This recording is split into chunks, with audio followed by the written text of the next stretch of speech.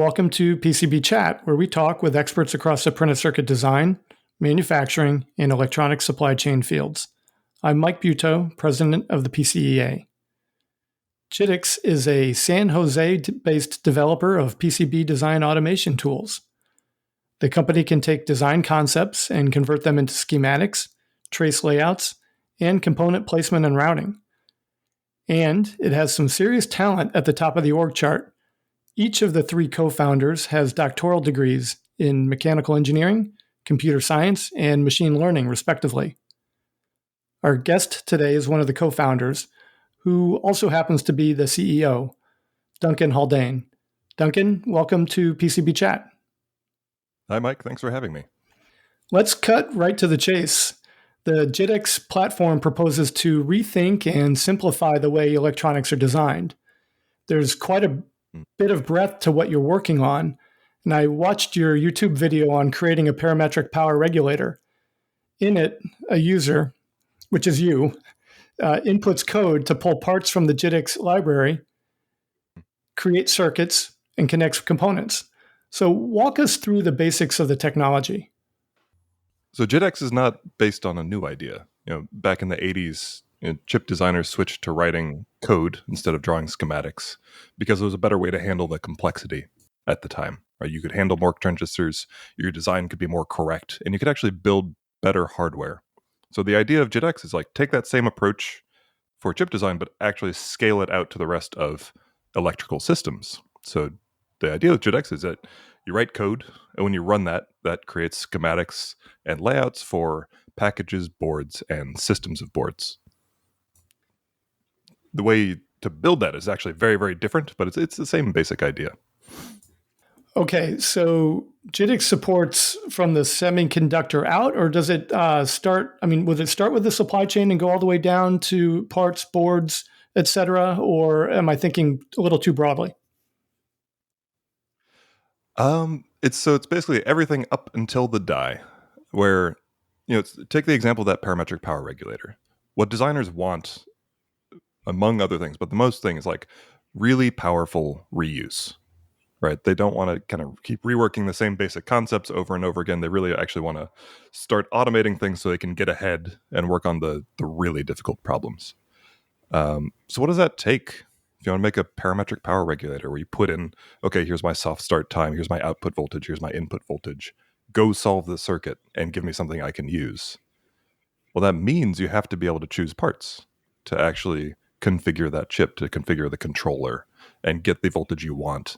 And not just the voltage you want, but okay, make sure my parts are aerospace certified if I'm going to space, and make sure that under all variations of manufacturer tolerance and temperature variation that my feedback network is going to perform as specified.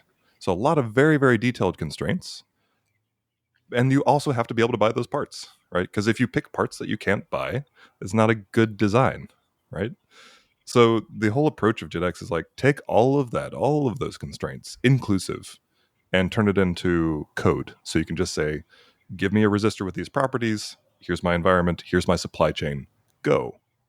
And the power of code is you get to split that up into lots of the hundreds of little design tasks that people have to do every day, and just automate each one systematically. Does this mean then that a user would have to be a coder or a programmer in order to use JITX? I use it, and I'm not a software developer. We actually made a language for hardware engineers like myself. So the scripting is actually quite simple. And increasingly, we have these pretty powerful AI models, like the large language models like ChatGPT and other ones in that family.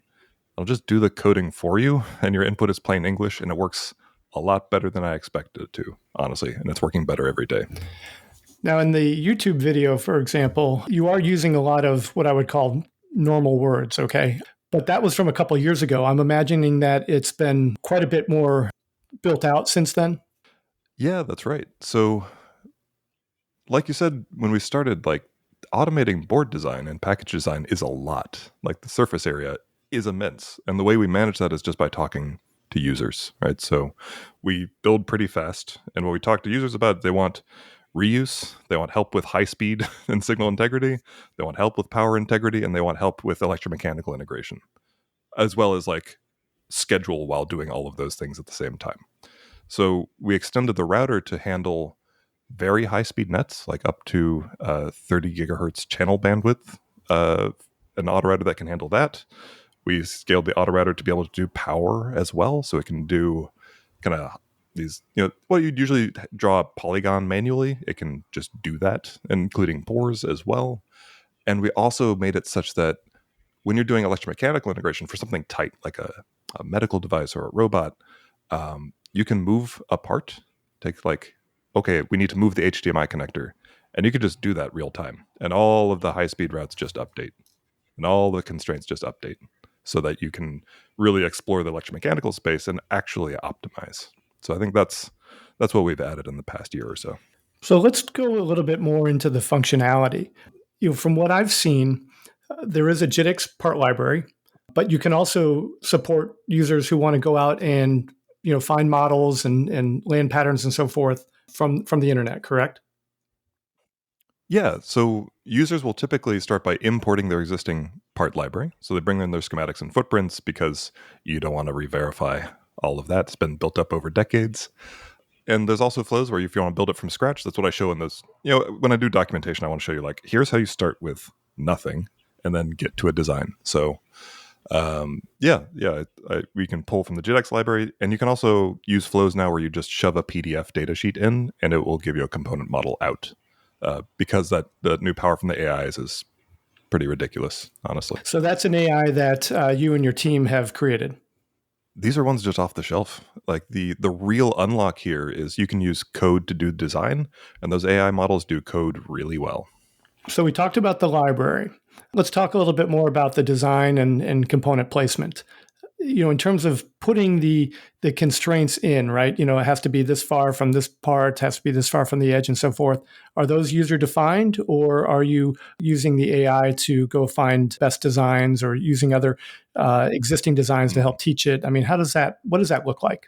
Great question. So the way we build automation is very much model-based engineering physics level. It's not trying to, at the fundamental level of constraints, guess what's going on, because it's completely unnecessary. So our approach there, it turns out programming languages are really good at constraints. So you can call a single function, like the demo we just built is GDDR7 routing. You call a single function, which is apply GDDR7 constraints, and it's just an implementation of the JITX standard. And you can get in there and customize whatever you want. You want to customize the skew constraints or the loss constraints. But that's the level that you put in. Say, well, here's the skew budget for DDR7 or whatever your IP is. Here are the loss constraints that I want you to hit for the channel. And then that's what drives the auto router. All of the things like detailed dimensions and per layer constraints and distances are all calculated because you also have a model of your stack up in there, the materials, the routing structures, the information from signal integrity, that's all in there. So all of the constraints are just generated. And what that means is that you can change your stack up and all of the routing updates, right? So okay, we need to squeeze another layer in. This dielectric thickness is going to change. You just change the constraints, and you change that high-level constraint, right, of what's your material, and all the downstream stuff, like the constraints as well as the routing, just updates. So, to me, who's not a language expert, it sounds like you're hitting on there's a key point in all that, which is that each user's experience is defined solely by that user, right? It's not reliant on a bunch of competitors providing their designs to teach the JITX AI. That's right. Yeah, no, we don't JITX runs locally. It's not even a cloud application. Your design stays local, but you can actually collaborate on it with your team now because software is really good at collaboration. We've got some advanced, if people want to do multi-seat routing and that kind of thing for design reviews, you can do that. But yeah, you're not sharing your design data. We're definitely not learning from it. Much more our approach is, this is what good design look like, and you actually don't need every user's design to figure that out. I know some people take that approach, some other EDA companies, but we do not, because we think user data should stay local. I would say that they all do. They're all kind of reliant on taking at least building. Their whole model is built off of the platform itself is built off of using their own library of designs coupled with their users supplying their data and teaching the platform, right? So this is really a differentiator in my estimation. Yeah. Yeah, I think so too. And we learned that from early user interviews. Like being online is just like an anti-feature for designers. Like they don't want it. They want a local tool. So, it runs on Mac, Linux, and Windows. We have cloud support for like supply chain, things that actually update and you need to pull down more information. But yeah, design stays local. And now we'll get a brief word from our sponsor. Join the printed circuit board design industry's first meetup on October 9th at the PCB West trade show. Sponsored by the Printed Circuit Engineering Association and JITX, the event will feature networking and a special panel on generative AI. The meetup takes place at the Santa Clara, California Convention Center from 6 to 7:30 p.m. Discuss the latest trends, best practices, and solutions for using generative AI in hardware design with like-minded professionals in a relaxed and informal setting. Attendance is free. Visit PCBWest.com for details. And JITX will be at PCB West this year as well. That's right. Yeah, booth 107. We had a great series of conversations with designers last year where we heard like signal integrity, power integrity over and over again. So yeah, very much looking forward to it. So let's pull on that thread a little bit. How do you attack the analysis side of things? I mean, if you're looking at SI and PI, are you doing that in real time or is that done post layout? Yeah, great question. So right now, we wanted to attack the part that people found most painful. So if you look at a pre-layout simulation where you're figuring out like your materials, rules, stack ups, that's still done on their existing tool. So if they're going to run that in HFSS to figure out via structures, trace structures, that's untouched. And then we give a place in the code for that to land, right? So signal integrity team can kind of like lock in, here's your models, here's your constraints. With this dimension, here's your impedance, here's your propagation velocity, your loss, that kind of thing. And then that drives the router, right? So usually PCB design tools have like, you run checks, right? And then you like also look at it manually to make sure it like met all your constraints that you couldn't put in the checks. The way JITX works is that those constraints actually drive the router, and it'll just make you a trace shape that meets your constraints. Right. So that part of the flow is like what's much, much faster, as well as the ability to do things like pin swap optimization. Like we can model like an LPDDR4 bus. Say, okay, well, you can swap the DQ bits within the channel. You can swap channels like the 8x8s. You can also swap the X16s. You can also swap the X32s. And the router knows all of that and can do it live. So I think those things together, you get like a 10x speed up on your layout phase for this memory bus. Like we've had customers say, this took us 2 weeks, and we can show like you can do this in an afternoon now. You can also do stuff like I said, like move the memory chip. Usually you have to guess like it's going to go exactly here, and then if you need to move it, then you just got to start over. So that's the phase we really, really focused on. That sort of like connect this to memory bus, go do optimized pin assignment and routing very, very quickly. That meets all of these constraints, and then the user is still going to do like post layout review in their existing tool. Like if they're using a hyperlinks or an ADS or an ANSYS tool, they're still going to do their layout verification over there. Our goal with the router is like, let's get there fast and let's make there be no surprises when you arrive. The interesting thing to me when it comes to routing is that's been the bugaboo of the industry forever. There's not a lot of auto routing capability that is used to its maximum degree, right? There's many designers prefer to hand route with the argument that by the time they finish the auto route process, it's maybe only 80-85% done at best. And then they have to go back in and kind of sort through everything that's incomplete and make sure that, they have the time it takes for them to figure out where everything is going and finish it themselves. They could have just done the whole thing from scratch.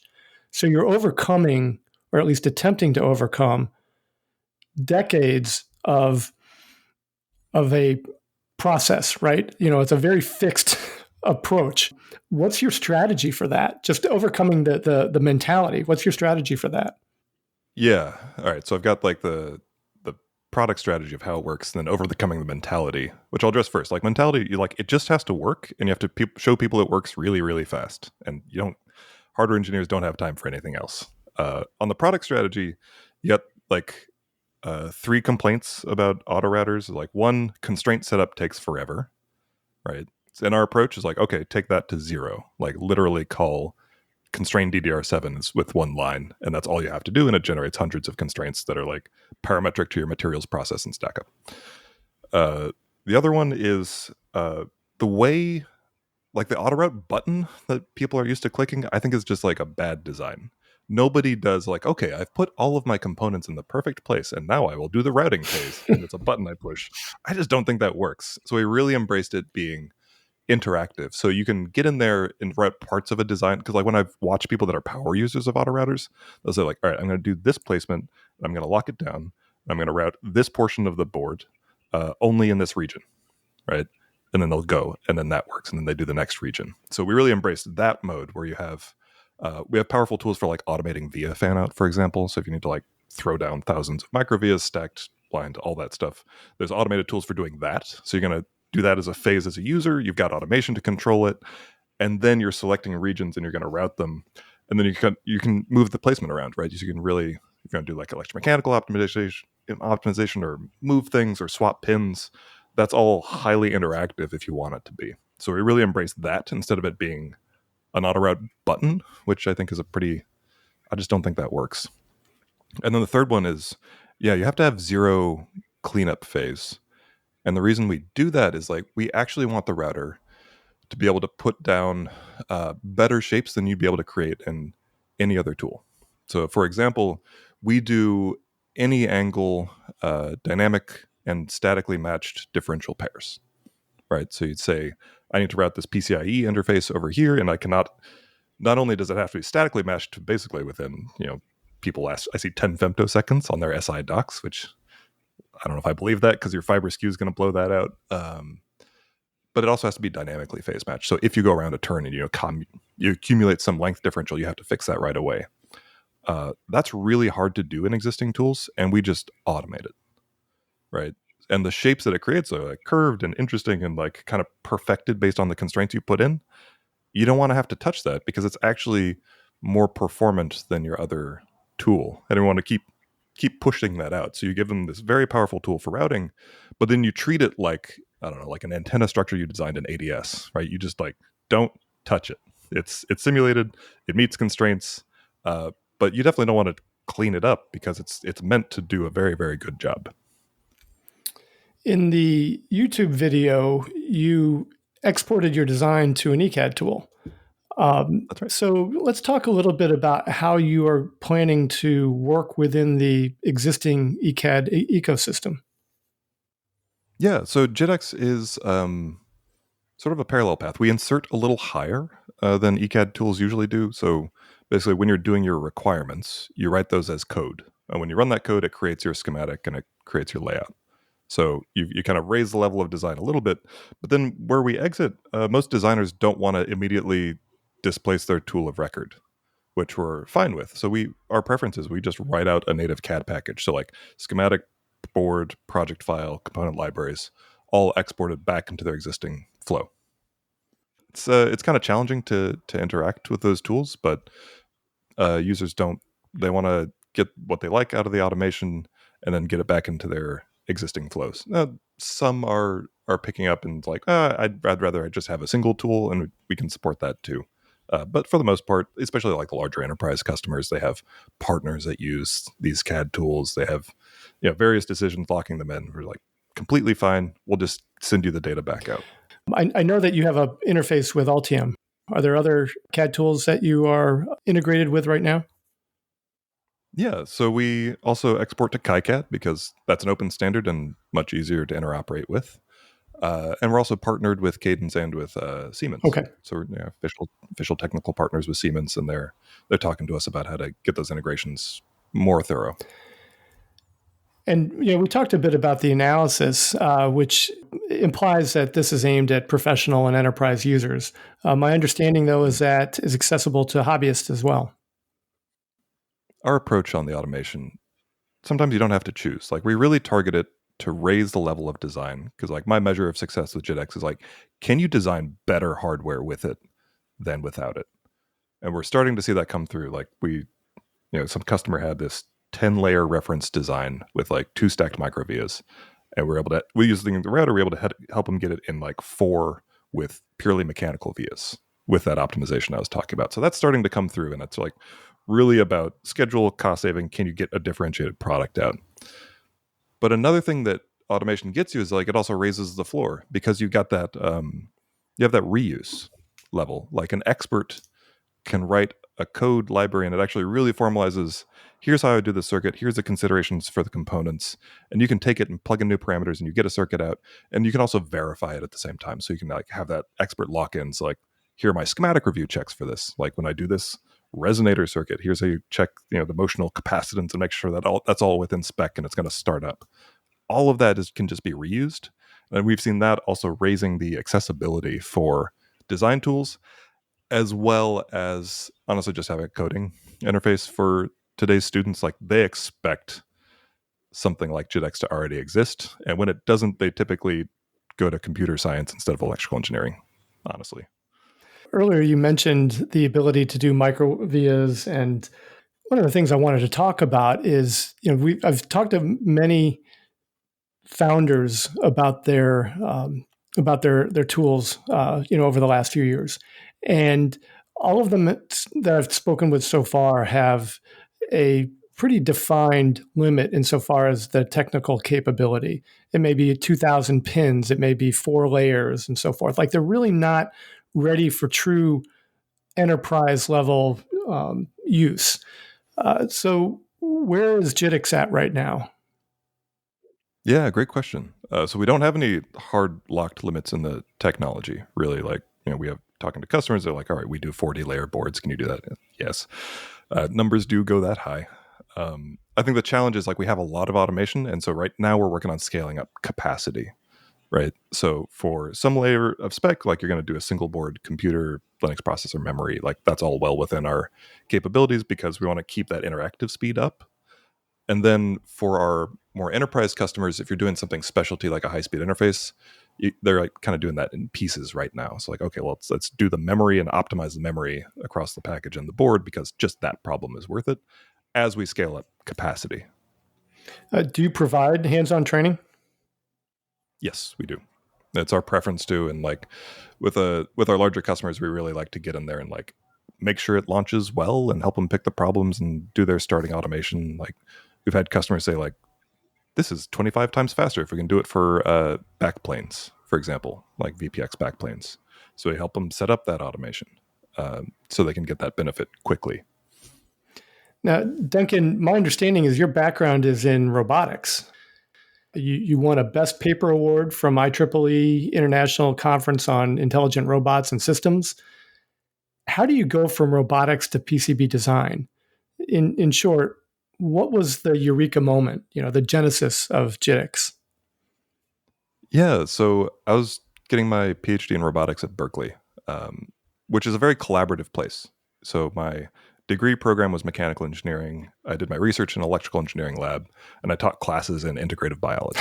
It's just like all over the place by intention. That's where I wanted to be. And when I was building robots, they were weird robots. Like most of my circuit board design work came when I need to make this jumping robot, and it's going to weigh about 100 grams. It's like about as much as a stick of butter. And it's going to have a 4-foot standing vertical, and it can do that on every jump, and it can also jump off walls and do flips and stuff. So to build that, I had to go fully custom everything: materials, mechanisms, manufacturing processes, and electronics. And the board took the longest. And I thought it was the biggest shame because it was the most automatable domain. Because like technically, if you put together like a well-constructed zip file and send it to a manufacturer, they can send you hardware back. Now you have to be like very, very, very careful and like follow the rules. But you have this like massive complexity you can put into this device, and it can be made mostly automatically. But then it takes you months to design it. There's this ridiculous mismatch in the capabilities of manufacturing and how long it took to design these things. And then we talked to some grant partners, which was Northrop Grumman at the time, and say like, I was curious like what they designed. So I was doing the startup interview. I was like, oh, well, what kind of systems do you design? And they asked me if I flew out of SFO ever. And I was like, yes. It's like, oh, well, we did the radar system there that, stops all the planes from running into each other. It's like, oh, okay. So like kind of like really high-end elite electronics design. And then I found they had all exactly the same problems I had as a grad student. No reuse. All the design challenges ran through expert electrical engineers' heads, and they did one project at a time. And you just kind of locked in this sort of trap you can't escape, where you have to do all this project-specific work that you don't get to reuse. So that showed me, like, this is probably a pretty systemic need for something like this, where you can actually get reuse and you actually start optimizing, which is the norm in any other field. You don't do digital logic design. You're going to show this curve of like, here's your PPA trade-off. Here's like, oh, if you want to put more power, you want to put more area, you want to have a little more performance, you can just like pick your design point. But in circuit boards, we don't have any of that. And I thought that was a shame. Yeah, reuse is really critical for designers. We're in this situation where a component manufacturer might make billions of the exact same resistor, right? Every board is built to print. It's often, this giant passive component that is N of one.